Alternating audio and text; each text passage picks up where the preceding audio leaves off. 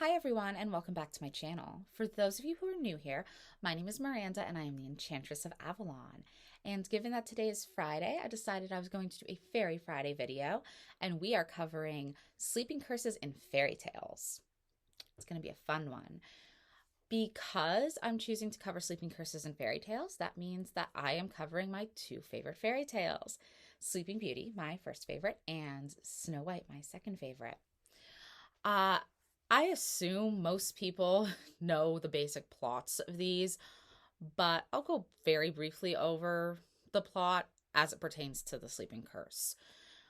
So, in Snow White, obviously, the most common telling is her wicked stepmother, the evil queen, who can't stand how beautiful Snow White is, orders a huntsman to kill her and bring back the heart and the liver.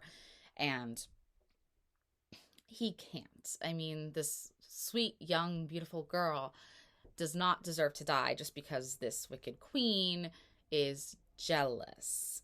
I mean, yeah. So he kills an animal, brings back organs of the animal instead, letting Snow White go. And Snow White, of course, happens upon the seven dwarfs, and they take her into their home under the agreement that she would cook, clean, just take care of the house. So she is safe, or so it seems for a bit. But of course, the evil queen figures out that Snow White's not dead and takes it upon herself to try and kill her. She actually, in the Grimm's version, does it 3 times. There's a cursed comb, a cursed corset, and of course, the poisoned apple. The first 2 times, the dwarves are able to, take the comb out of her hair that was stuck in her scalp and cut her out of the corset. The third time, though, a piece of apple is lodged in her throat. So they put her in a glass coffin. And that is, of course, the sleeping curse for her. In Sleeping Beauty, the young princess is cursed when she's just a baby and cursed to prick her finger on the spindle of a spinning wheel and die. Or in some versions, it's a sleeping curse. You'll sleep for 100 years. In other versions, it's die, and then one of the other fairies or wise women tones it down to just sleeping for 100 years instead. I'm not even going to get into the darkest versions of these tales. Those darker versions, though, it's not a spindle of a spinning wheel. It's flaxseed cut under her fingernail that curses her. And it's not 100 years. Like, it doesn't have to be 100 years. There's no set time frame. But I'm not going to be discussing the sun, moon, and Talia today. It's really, really dark, and that's a whole huge can of worms I'm not getting into for this video. Maybe in another video I will. Now, both of the princesses are in this death-like slumber. Physically, they appear dead, but they are not aging. They're not decaying. Well, obviously not aging, but they're not decaying in any way. They're not rotting. Their bodies are preserved perfectly, which is why Snow White's in a glass coffin, because her body seems like she's still alive. She just happens to be sleeping. And so it's uncertain to the dwarves whether she's alive or dead. Now, what is the symbolic meaning of these sleeping curses in fairy tales? These fairy tales are both about transitions from youth to adult, from being a child to being a woman, from being a maiden to one day becoming a mother. It's this transitional period. And the death-like sleep can be interpreted as the transition from one state of being to another, the transition from the state of being a child and into womanhood. And sleep is when we gain so much knowledge and analyze what's happened in the outside world. Our dreams are really important in that way. They are how we process what's going on. So An extended death-like sleep couldn't be a time can be a time of this processing what's actually going on in the outside world for these two figures.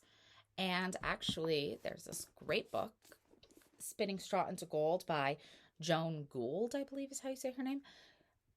She took a look at several specific fairy tales and talked about them in relation to transitions in a woman's life. And that's why it's what fairy tales can reveal.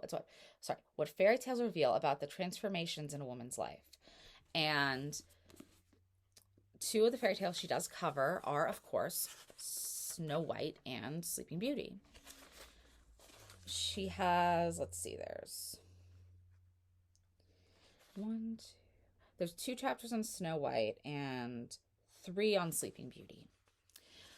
Sleeping Beauty got an extra chapter because she talked about how much changes went into Sleeping Beauty when it was made into the Disney version. Not that I have anything against the Disney version. I'm sure you could see my Aurora statue, my Aurora figurine back there. Anyway, but in both cases, like Snow White, the first thing she talks about is breaking away from the mother. In Snow White's case, it's a stepmother, although in an earlier Grimm's telling, it was a mother, but they decided to tone it down and make it stepmother. It wasn't really her mother. She didn't give birth to her. But some modern reimaginings do just outright say, no, this is her mother. Even more twisted, isn't it?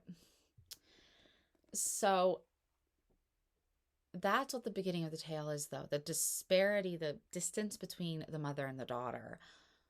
As a young woman, or an older child who's becoming a young woman, there's a need to break away from your parental figure. And that's what the beginning of Snow White is. It's this breaking away from the mother figure to go off on her own.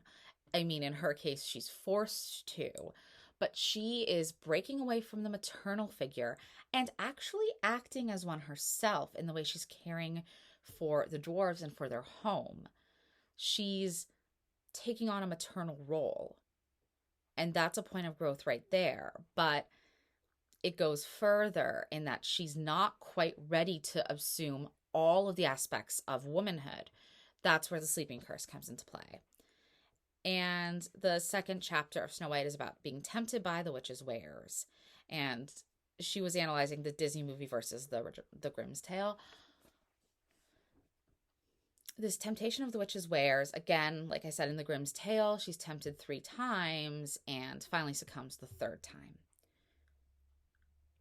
But if we look at it the way Joan Gould was talking about, in the transformational way, she had to go through that in order to truly become a woman, to truly get to that next place in her life. And if we look at it in the aspect of the maternal figure in this, the evil queen, whether she be a stepmother or a mother, she is on the opposite side. She's already in womanhood, and she's scared of going from the motherly figure to the crone, to the old woman. She doesn't want to be an old woman, which could be possibly why Disney chose to have her be disguised as an old beggar woman. That's her ultimate fear. She fears aging, and a lot of women do fear going from the bloom of youth into motherhood, and especially from that motherhood, that central piece of life when you're an adult woman, and whether you're a mother or not, but you're an adult woman in your childbearing years, and going from that through menopause and into being the older crone figure. I mean, crones are wise women. They've experienced things. They give advice. But it is natural to fear the changes that are happening. So because of that fear, she lashes out at the young woman who exemplifies what she once was and is no longer. And that is why she put this young woman in the position of being cursed, being dead, essentially. Now, I do want to note apples. It's really important that it was an apple piece lodged in her throat that kept her in this death-like sleep, because apples are associated, yes, with all of these darker negative aspects of temptation and of a like original sin if we go the biblical route, but apples are also the fruit of knowledge, the fruit of sexuality, the fruit of creativity and passion and fertility. So this fruit that is so symbolic of helping to gain knowledge, and it's also symbolic of fertility, is the perfect fruit to have as an example of a young woman going from being a child to being a woman who is ready to take the next step to become a wife, to become a mother. And she needs to mature, and the death-like slumber allows her the time to mature into that next place. And so in her Sleeping Beauty chapters, she goes going to sleep a girl, waking a woman, and then the American style one.